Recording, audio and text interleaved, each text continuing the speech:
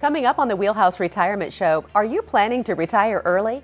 Lauren and Rishi walk you through 6 steps to consider if this is your family's goal. You'll also hear strategies for accessing your retirement accounts penalty-free before 59 and a half. And later, do you have a tax minimization strategy for those pesky RMDs? Rishi's going to be discussing options for those who don't currently need the money from their required minimum distributions and ways to keep that money in your family for years to come. That's all today and more as the Wheelhouse Retirement Show starts right now. Retirement is more than a destination. It's a journey that starts with a dream, a vision for the way you want to live, recharge, and give back. To get there, you need a plan to make your retirement dreams come true. Now, in its 4th season, the Wheelhouse Retirement Show gives you the strategies you need to plan your ideal retirement. From income planning and wealth management to strategies for taxes, healthcare, and leaving a legacy, Rishi Ghosh and the experienced team at Wheelhouse Advisory Group provide one-stop modern solutions for your journey to and through retirement. With 3 locations, it's your go-to solution for all things retirement. This is the Wheelhouse Retirement Show. Welcome to the Wheelhouse Retirement Show. I'm Amy Sharp, and joining me now, Rishi Ghosh and Lauren Ferraro with Wheelhouse Advisory Group. And Lauren, it is great to be back with you. I know you as well, Rishi, but we got to talk about Sophia first, just a few moments if we can. She's 3 now. I can't believe it. Yes, Amy, it's great to be back as well.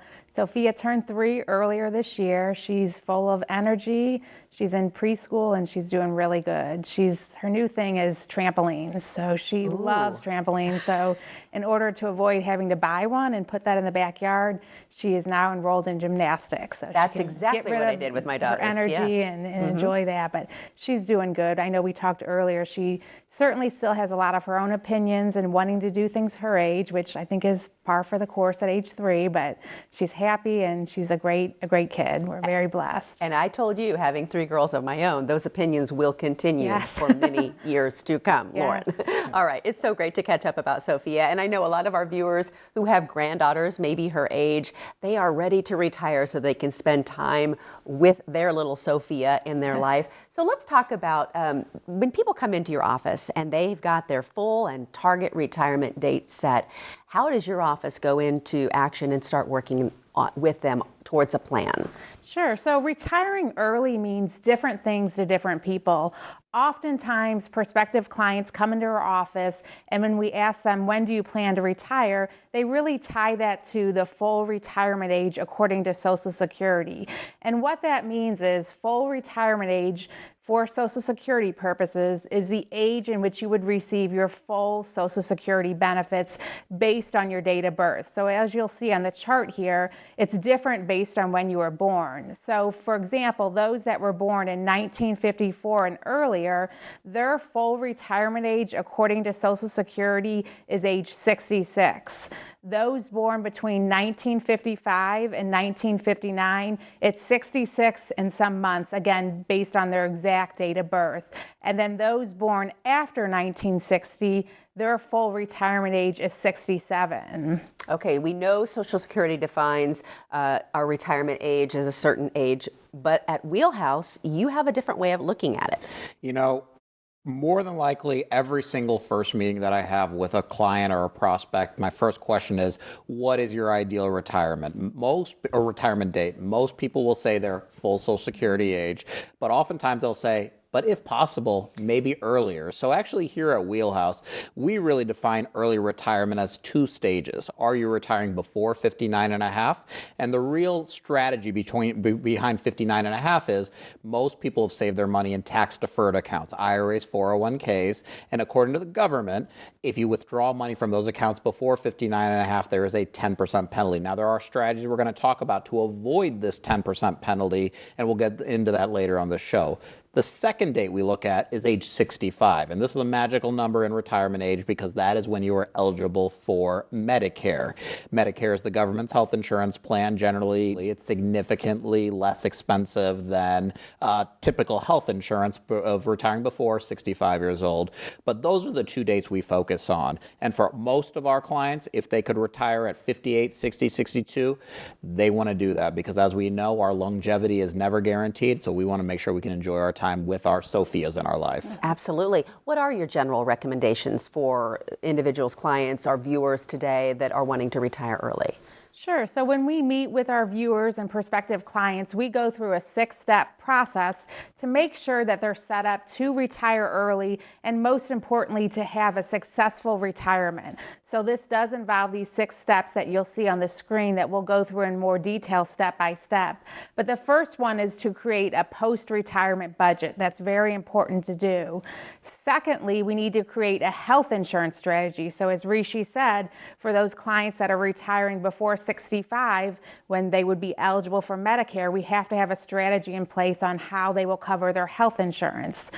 Third is important. It's to think strategically about when to start taking Social Security and when to start taking pension.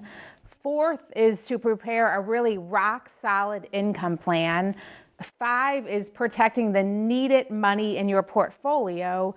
And then the last step is really how these first 5 steps work together to create our personalized software system called the Retirement Analyzer.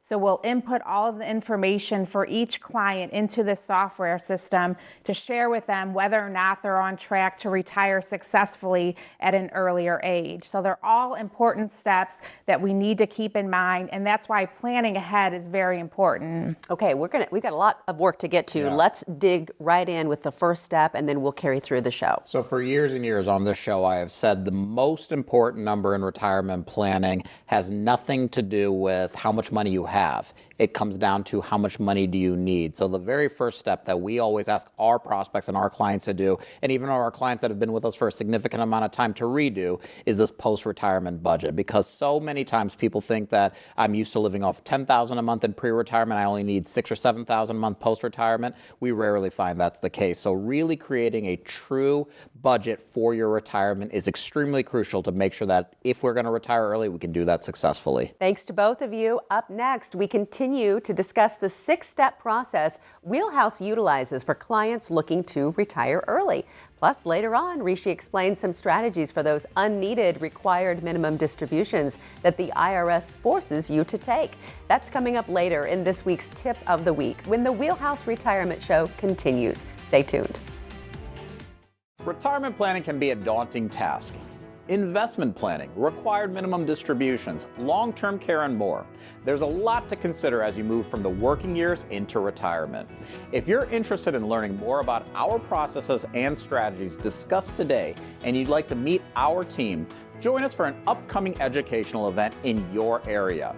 See our website or give us a call at 636-400-7889 for upcoming dates and times. Did you know taxes could be your biggest expense in retirement? No one can avoid taxes completely, but with the right strategies in place, you could potentially reduce your tax bill in retirement. Having a plan to help protect your retirement savings from higher taxes could mean more money in your pocket and less to the IRS. At Wheelhouse Advisory Group, helping people like you minimize your taxes in retirement is something we are truly passionate about. Call us today to learn about ways to possibly lower your taxes in the future.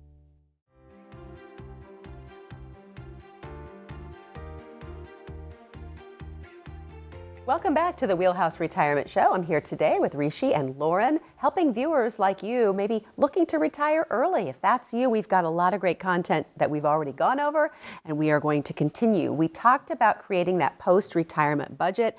I believe you said the next step is healthcare cost. What do we need to know? Yes, Amy, that's correct. So with step number 2, we help our clients create a health insurance strategy for those that are retiring before the age of 65, because as we know, the age of 65 is when you would be eligible for Medicare.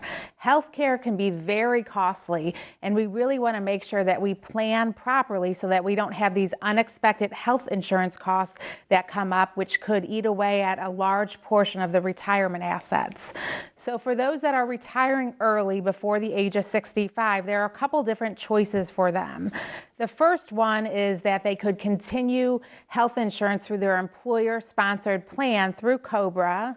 The second option would be the open marketplace insurance. And then lastly, they could consider joining their spouse's health insurance plan. Okay, we're halfway through. Step 3, what do you have for us? This is a big one, right? For those that have pensions, most of our viewers, if not all of our viewers, have some sort of Social Security, but strategically planning on when to take both of those sources of income. So let's start with pensions, right? Many pensions are very basic, but as the world has changed, many pensions also offer many different options, whether it's to take what we call a single life benefit, where if the pension owner passes away, nothing moves on to the spouse, whether it's to take the complete opposite of that, which is 100% joint survivor benefit, and when to start it. Most people will start their pensions upon retirement, but there are some pensions that will allow you to defer it 3 years, 5 years after retirement. So understanding what makes the most sense for your family. But then Social Security, this forever has been one of the most stressed out topics in our office. It doesn't matter how good of savers we have. The thought process, do I take Social Security at 62? Do I wait till 70 years old? I will tell you, for me personally, this is the only decision we make at this practice that is not based on math and numbers of when to take Social Security. We can tell you your mathematical optimal age to take Social Security if you tell us the day you're going to die, but obviously, we don't know that answer. So the question becomes, what makes sense for your family? Do we take it earlier? Do we take it at 65? Do we take it at 70? There's many different options, but we can help with that decision. Okay, Lauren, I know topic number 4 is something we've talked about a lot on this show, and that is the creation of that retirement income plan. Yes, so it's not just creating an income plan, but creating a really well thought out income plan that won't matter if the market's up or the market's down, where clients don't have to stress and worry about running out of money. Oftentimes, people believe that they cannot retire before the age of 59 and a half because if they do, they'll face that 10% penalty if they take money out of tax-deferred accounts. There are 2 ways in which someone can take money out of a retirement account before the age of 59 and a half without incurring that 10% penalty. So those 2 ways include the Rule of 55 and then Internal Revenue Code 72T. So the Rule of 55, really what that means is if you're employed and you have money in a 401k or a 403b plan and you retire or terminate in or after the year that you reach age 55, you can take funds out of your 401k or 403b without facing that 10% penalty. So this was really designed for those retiring between the ages of 55 and 59 and a half. It allows them to take money out of their 401k and 403b plan without facing that 10% penalty. I think that's a common misconception. I know we had a client recently that we met with that was retiring at 57, wasn't realizing they had the option of taking money out of the plan because they had already attained age 55. The other is called Internal Revenue Code 72T, and that is basically substantially equal periodic payments. The rules can be pretty complex though, so you really want to make sure you take caution before deciding to begin these substantially equal periodic payments. But if you start the substantially equal periodic payments from a retirement account, so from an IRA, for example, you can do that at any age without incurring that 10% penalty. However, like I said, the rules can be pretty complex. So once you begin those substantially equal periodic payments, you have to continue those until the later of age 59 and a half or 5 years. So again, you really want to make sure that you think about it thoroughly before beginning that. But that also allows for those distributions before the age of 59 and a half without a penalty. I think both of these are very, very key for a lot of our viewers to understand. And as Lauren mentioned, so many people, when I ask them the question, when do you want to retire, they'll throw out a date. Let's just say June of 2026. And I'll look down at their birth date and it just happens to be when they turn 59 and a half. And I'll say, is that because of the 10% penalty, or is that because that's truly your goal? I want to work till 59 and a half. Most of the time, the answer is that's because of the 10% penalty. So understanding the options of the rule of 55, understanding the 72T, as we call it in our world, both strategies have pros and cons, but both are very, very strategic and can be potentially very successful for people looking to retire before 59 and a half, or as the theme of the show, the people that want to retire early. Absolutely. All great strategies so far. We've got a couple more to get to, so we'll do that later in our show. Thank you so much. And coming up after the break, Rishi will walk us through what to do with those unneeded funds from your RMD. That's next in our planning tip of the week.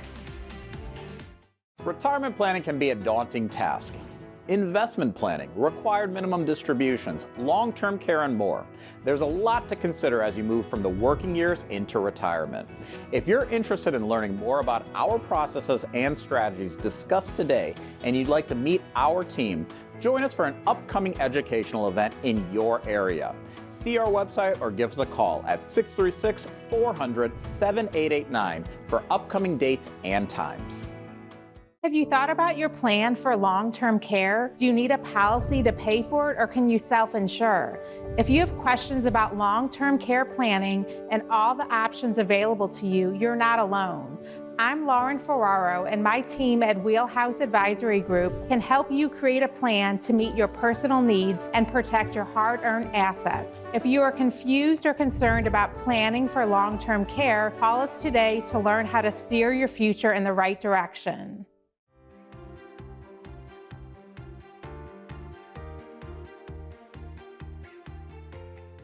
Hi, I'm Rishi with the Planning Tip of the Week. On this Planning Tip of the Week, we are going to be talking about something that many of you are dealing with currently. Those pesky required minimum distribution the government forces you to take from your tax-deferred accounts. In the world of retirement planning, we often talk about the law of declining consumption. As our clients start to exit the go-go years of their retirement, oftentimes we see that their spending starts to go down. The issue with this becomes the older you get, the higher the percentage the government forces you to take from those tax-deferred accounts, often leading investors to pull and pay taxes on money that they do not need. IRAs are great for tax-efficient retirement savings, but by 73, you'll reach the age for required minimum distributions, or RMDs for short, which can raise tax concerns, especially if you don't need the extra income. These RMDs can increase taxes on your Social Security and bump up Medicare premiums. If you are philanthropically inclined, one option is to use these funds to help benefit your favorite charity or church. Here's a possible solution for those who like charities. Consider the qualified charitable distribution. If you're over 70 and a half, you can transfer up to $105,000 yearly from your IRA straight to a qualified charity. This not only meets the RMD rules, but can also lower your taxes. Plus the standard deduction rising in 2024, many might skip itemizing. QCDs help here by excluding the donation from your income. You won't need to itemize to get the tax benefits, and you'll still meet those IRA required RMDs. If you want to boost your philanthropy, consider using your QCD to cover the premiums of a life insurance policy owned by your chosen charity. Think of it as turning small change into big bucks. Your QCD funds the small change insurance premiums, but in return, the charity gets a big bucks payout when the policy matures.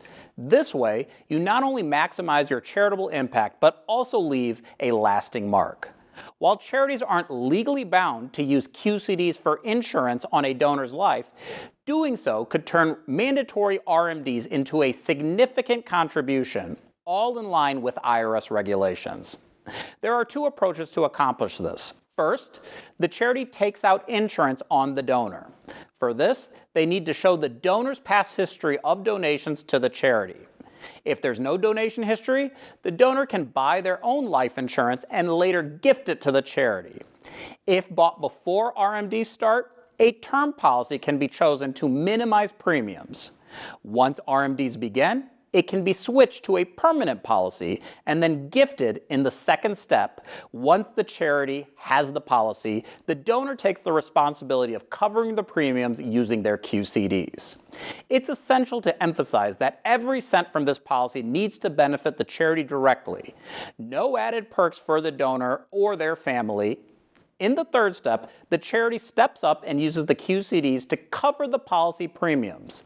This ensures that the insurance remains in force and active. When the donor passes away, the insurance payout goes straight to the charity. A potential bonus for the charity is that often the QCDs will cover more than just the premiums, leaving extra funds for the charity to use as they see fit. A noteworthy detail is once the life insurance policy becomes an asset for the charity, they can borrow against it. This offers the charity some financial leeway even before the donor's passing. While there are many potential strategies to help you fulfill your philanthropic goals, these are two options that would not only benefit your charity or charities of your choosing, but also increase the tax efficiency of your portfolio with the increase in the standard deduction. It is often difficult to accumulate more deductions to reach the long form on your tax return. Utilizing a QCD not only doesn't require you to itemize, it fulfills your required minimum distributions as well. As always, make sure you consult with a financial professional and tax attorney before proceeding to make sure your strategy is set to be successful. That's the planning tip of the week. The Wheelhouse Retirement Show continues next. Retirement planning can be a daunting task. Investment planning, required minimum distributions, long-term care, and more. There's a lot to consider as you move from the working years into retirement. If you're interested in learning more about our processes and strategies discussed today, and you'd like to meet our team, join us for an upcoming educational event in your area. See our website or give us a call at 636-400-7889 for upcoming dates and times. You've worked hard to build up your retirement savings, but do you know how much you're paying in fees in your investment accounts? Hidden fees can eat away at your hard-earned dollars, and most investors don't know what they're actually paying in fees. I'm Anthony Stryker, and our team at Wheelhouse Advisory Group can give you a fee analysis so you know exactly where your money is going. Call us to learn how to keep extra costs from eating away at your retirement. Get your complimentary fee analysis today.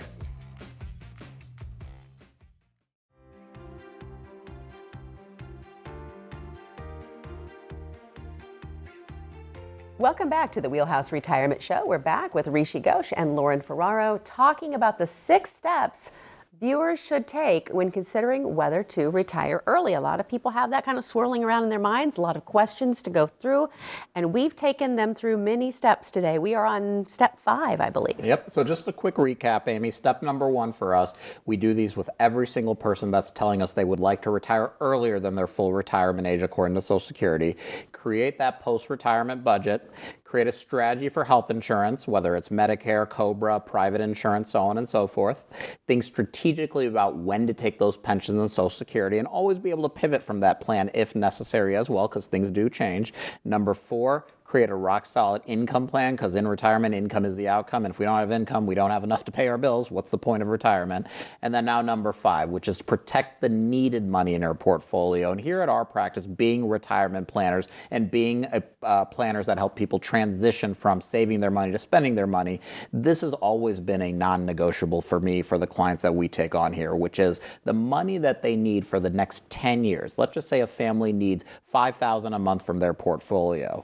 Well, we take that $5,000 a month, we multiply it by 12, $60,000 a year, but we also know $5,000 today is not the same thing 3 years, 5 years, 10 years into the future. So adding in a little bit of inflation, maybe some higher taxation, find how much this family needs for the next 10 years. Then we take that number, we gross it up by 20%, because no matter how good of planners we are, no matter how good of savers our clients are, life is life, and life never works like a perfect month-to-month budget. So we gross that number up of needed income by an extra 20%.